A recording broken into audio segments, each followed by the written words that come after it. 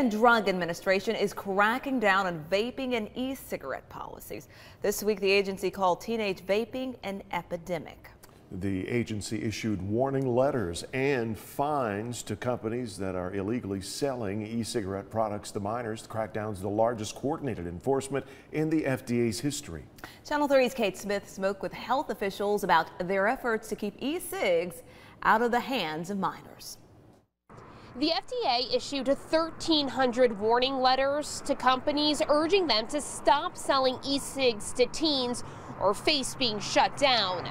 12 stores in the Tennessee Valley are on that list. Chattanooga Vape Company isn't on the FDA's list, but store manager Peyton Mays says the recent FDA crackdown affects his store's image. He says the problem comes from big box stores. They're not going through those policies and procedures to make sure these devices aren't getting in the hands of teenagers. He says his employees are very strict on checking IDs. Our policy is we ID anybody under the age of 35. If they appear under 35, we get an ID.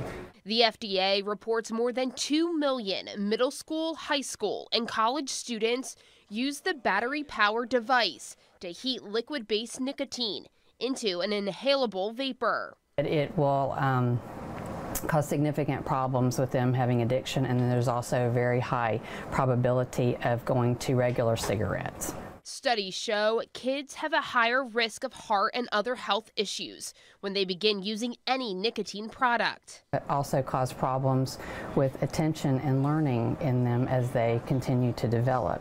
The brain isn't fully developed until the mid-20s, so when these young children are using this, it can have significant permanent effects. The FDA will halt sales of flavored electronic cigarettes if the major manufacturers can't prove they are doing enough to keep them out of the hands of children and teens. The flavors of some of the vaping liquids are marketed to them. Most adults aren't going to use gummy bear and cotton candy flavored liquids.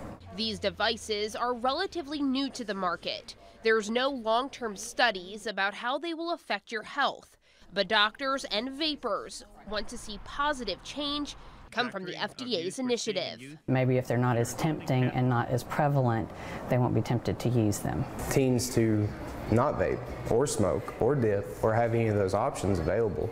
So I think if we push more towards age verification at those locations where it's a problem like gas station and convenience stores, you'll see that further decline.